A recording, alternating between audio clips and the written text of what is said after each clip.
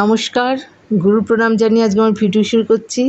যেই টপিকের ওপর আজকে বলবো সেটাও ট্রানজিট 18 ফেব্রুয়ারি 2024 মঙ্গল শ্রবণা নক্ষত্রে প্রবেশ করতে চলেছে। সেখানে থাকবে 7 মার্চ পর্যন্ত। এই পরিস্থিতিতে কী ধরনের প্রভাব পাবে মেষ থেকে মীন রাশির জাতক জাতিকারা সে সম্বন্ধে আপনাদের বিস্তারিত জানাবো। তারপরে শুক্রও সেখানে থাকবে এবং মার্চ মাসের দিকে 3টি যোগ, পঞ্চ মহাপুরুষ যোগে 3টি যোগই কিন্তু মার্চ মাসে আমরা পাবো। একটা শস্য যোগ, একটা মালব্য যোগ এবং একটা রুচক যোগ। এই ভিডিও আমি পরে করব। তার আগে শ্রবণা নক্ষত্র মা সরস্বতীর জন্ম নক্ষত্র বলে মানা হয় মাইথোলজিতে। শ্রবণ কথাটা হচ্ছে শোনা। এই নক্ষত্রের সাথে শোনা এবং জ্ঞান শুনে সেই জ্ঞানকে অর্জন করা এবং সৃষ্টি করা, সেই জ্ঞানকে মূলধন হিসাবে বা মূল মন্ত্র হিসাবে নিয়ে কোনো কিছু সৃষ্টি করা, সেটা যে কোনো ধরনের কাজই হোক, সৃষ্টিমূলক কাজ, এটা কিন্তু শ্রবণা নক্ষত্রের মেইন পার্ট। বিষ্ণু বামন অবতারের রূপ ধারণ করেছিলেন। সেই গল্পে আমি যাচ্ছি না। বামন অবতারের যে 3টি পা, 3 স্টেপ কিন্তু এই নক্ষত্রের সাথে ওতপ্রোতভাবে জড়িত। সুতরাং একবার না হলে বারবার করে কিন্তু কোনো কাজ করলে, তবে কোনো কাজ না হলে দুবারের বেশি চেষ্টা করে দেখা আবশ্যক। মঙ্গল আমাদের energy, force, dance, acting, energy এবং অ্যাথলেটিক, যারা খেলাধুলার মধ্যে আছে, যারা সুইমিং করে, সুইমার, তাদের কিন্তু এই মঙ্গলের সাথে কানেক্ট থাকতে হয়। তাদের এনার্জি ভরপুর থাকে এই মঙ্গলের এই নক্ষত্রের মধ্যে, মঙ্গলের এই কারকতার মধ্যে। সুতরাং মঙ্গলকে আমরা ভূমিপুত্র, ল্যান্ড, প্রপার্টি, এগুলির সাথে কানেক্ট করি। সুতরাং এই সব জায়গা থেকে প্রত্যেক জাতক জাতিকা কী ধরনের ফলাফল পাবেন সেই সম্বন্ধে আপনাদের বলছি। প্রথমেই বলবো, মেষ রাশির 10th হাউসে মকর রাশিতে এই ট্রানজিট হবে। এখানে তো রুচক যোগের সৃষ্টি হয়েছে এবং একটি কেন্দ্রস্থানে, মেষ রাশির জন্য এটা কেন্দ্রস্থানে এই রুচক যোগ। এবং এই রুচক যোগের যে প্ল্যানেট মঙ্গল কিন্তু শ্রবণা নক্ষত্রে প্রবেশ করছে। সুতরাং ভীষণ পজিটিভ থাকছে মেষ রাশির জন্য। মেষ রাশির জাতক জাতিকাদের সবসময় একটা টেন্ডেন্সি থাকে তাড়াহুড়ো করার। এখানে আমি একটা ব্যাপারে অ্যালার্ট করব, তাড়াহুড়ো এই জায়গায় করবেন না, কোনো কাজে তাড়াহুড়ো করবেন না। কেউ যদি কোনো নলেজ আপনাদের দেয়, সে নলেজ বা জ্ঞান দেয়, সেই ভালো করে সেই জ্ঞানটা আপনারা শুনবেন, শুনে সেই জ্ঞানকে কাজে লাগানোর চেষ্টা করবেন। হতে পারে সেটা আপনার পিতা, হতে পারে কোনো বন্ধু, কোনো রিলেটিভস, যে কোনো জায়গা থেকে কিন্তু এটা আসতে পারে। যার সাথে আপনারা কাজ করছেন তার সাথে রিলেশনও কিন্তু ভালো রাখার চেষ্টা করবেন। ভীষণ পজিটিভ থাকছে আপনাদের এই ট্রানজিট। যে কোনো ধরনের কর্মক্ষেত্রে বিশেষ করে বলবো কর্মময় থাকছে, কর্মব্যস্ত থাকবেন এই ট্রানজিটে। আপনারা কর্মের একটা সফলতা, একটা সাকসেস কিন্তু এই ট্রানজিটে আপনারা দেখতে পাবেন। যে কোনো ধরনের কাজ, বড় কাজ, ছোট কাজ, একটা সফলতার একটা সোপান কিন্তু এই ট্রানজিটে আপনারা দেখতে পাবেন। বিশেষ করে যারা এনার্জেটিক কাজ করেন বা ভীষণ কায়িক পরিশ্রম করেন, যারা সাইকেল চালান, যারা কাটাছেঁড়া করেন, সার্জারি করেন, যেসব ডক্টররা, স্পোর্টসম্যান আছেন, যারা খেলাধুলা করেন, তাদের জন্য ভীষণ পজিটিভ থাকছে এই ট্রানজিট। এছাড়া যারা ল্যান্ড নিয়ে বা প্রপার্টি নিয়ে কাজ করেন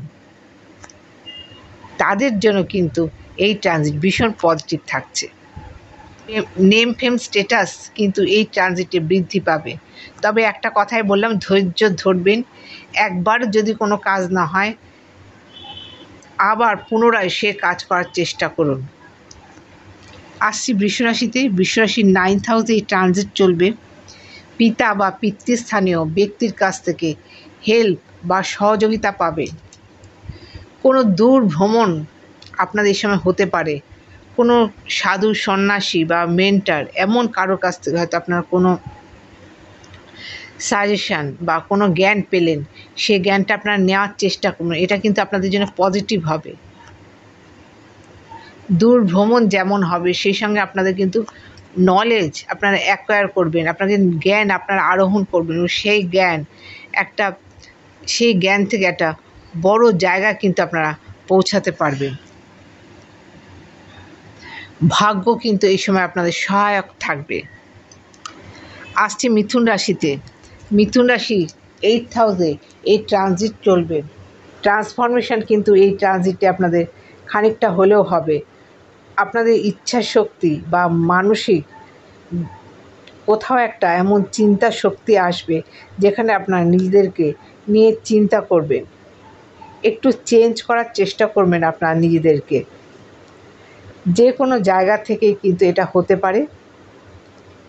ইনলজের থেকে কোনো হেল্প এই সময় আপনারা পেতে পারেন। আনএক্সপেক্টেড কোনো গেইন এই সময় আসতে পারে। এবং যারা পিএইচডি করছেন, রিসার্চ করছেন, তাদের জন্য এক্সেলেন্ট সময় থাকছে। আসছে কর্কট রাশি 7th হাউসে এই ট্রানজিট হবে। বিবাহিত জীবনে সামঞ্জস্য থাকবে অবশ্যই, এবং সেখানে যখন ভেনাসও থাকবে একটা মাধুর্যপূর্ণ রিলেশান কিন্তু থাকবে এই ট্রানজিটে।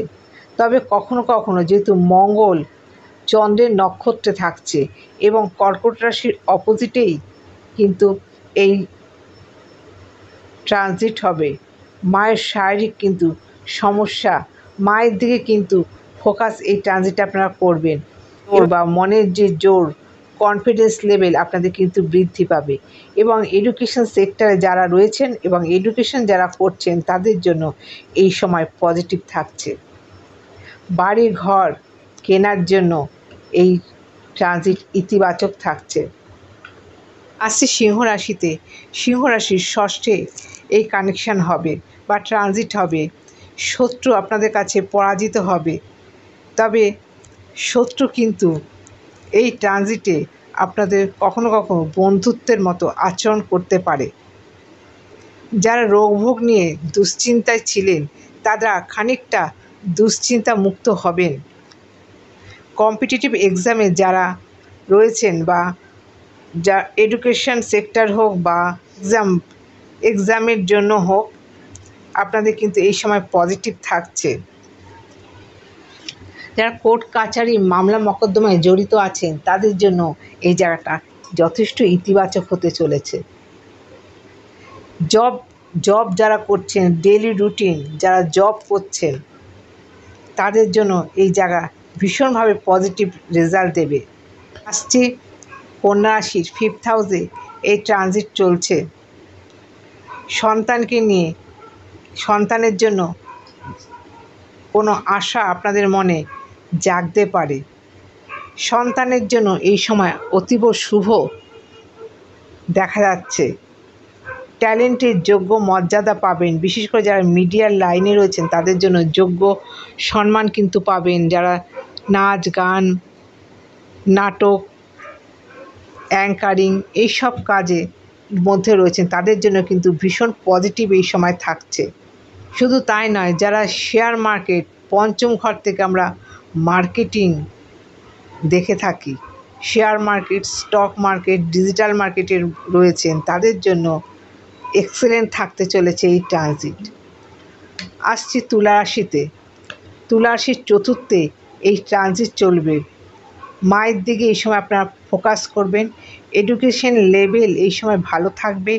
এডুকেশনের জায়গা একটা স্মুথ এবং সাকসেস রেট কিন্তু বৃদ্ধি পাবে।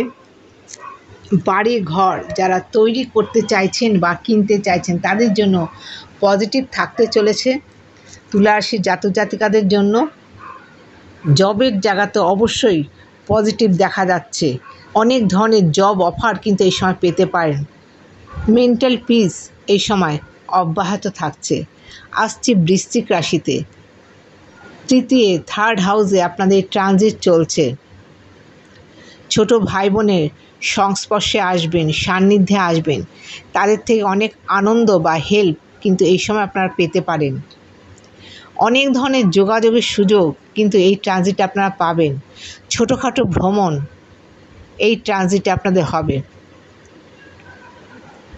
এবং মানসিক দৃঢ়তা এই ট্রানজিটে কিন্তু লক্ষ্য করা যায়। প্রতিবেশীদের সাথে সুসম্পর্ক এই ট্রানজিটে থাকবে।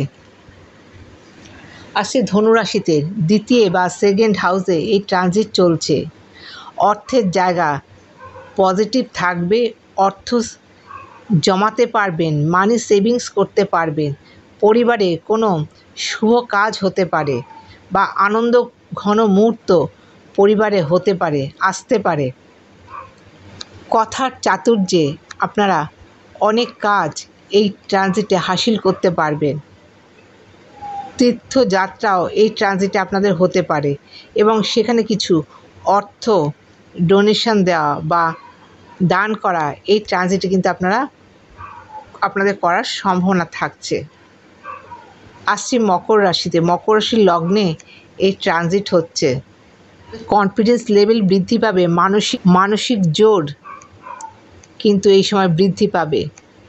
প্রচেষ্টাও সঙ্গে সঙ্গে বৃদ্ধি পাবে। আপনারা চাইবেন যে কোনো কাজে, বিশেষ করে ভালো কোনো কাজে, কোনো ক্রিয়েটিভ লেভেলের কাজে কিন্তু আপনারা ব্যাপৃত হতে চাইবেন। আপনাদের কর্মের বিস্তার এই সময় আপনারা করতে চাইবেন এবং পারবেনও। একবার না পারলে দেখো শতবার। একবার না পারলে আপনারা কিন্তু চেষ্টা করুন, ট্রাই করুন। এই ট্রানজিট আপনাদের যে ভীষণ পজিটিভ একটা জায়গা দিয়ে যাচ্ছে। আর বিশেষ করে যারা মিডিয়ার লাইনে রয়েছেন, স্টক মার্কেটে রয়েছেন, শেয়ার মার্কেটে রয়েছেন, তাদের জন্য এক্সেলেন্ট সময় থাকতে চলেছে এই ট্রানজিট। এখানে মঙ্গল আপনাদের লগ্নে রোচক যোগের সৃষ্টি করেছে। আপনাদের শারীরিক সুস্থতা বৃদ্ধি পাবে এবং জবের জায়গাতেও আপনাদের জন্য যথেষ্ট পজিটিভ থাকছেই। আসছে কুম্ভ রাশিতে দ্বাদশে এই ট্রানজিট চলবে। নিজেদের মধ্যে কোনো আত্মচিন্তা আপনাদের মধ্যে এই সময় আসবে। নিজেদের মনে নিজেরা কিন্তু বিশ্লেষণ করবেন কতটা ভালো কতটা খারাপ আপনাদের যাচ্ছে বা কোন জায়গাটার থেকে আপনাদের পজিটিভ বা নেগেটিভ আসছে সেটা কিন্তু আপনারা চিন্তা করবেন। বিশেষ করে পজিটিভ দিক থেকে আপনাদের কিন্তু এই চিন্তা শক্তি বৃদ্ধি পাবে। কোনো তীর্থযাত্রা এই সময় হতে পারে। স্পিরিচুয়ালিটি বা আধ্যাত্মিকতার বৃদ্ধি হবে। কিছু দান এই ট্রানজিটে আপনারা করবেন এবং বিদেশের জন্য তো এই ট্রানজিট এক্সেলেন্ট সময় দিয়ে যাবে। বিদেশে আপনারা যেতে পারবেন, সেখান থেকে বৈদেশিক মুদ্রা আপনারা আনয়ন করতে পারবেন। আসছি মীন রাশিতে। মীন রাশির একাদশে এই ট্রানজিট চলছে। আপনাদের মীন রাশিতে রাহু অবস্থান করে রয়েছে। এখানে যতই রাহু অবস্থান করে থাকুক, আপনাদের একাদশ ঘর অর্থাৎ সাফল্যের ঘর, মনোকামনার ঘর, মনোবাসনার ঘরে কিন্তু এই ট্রানজিট হচ্ছে। যে কোনো কাজে হাত দেবেন সেখান থেকে সফলতা পাবেন।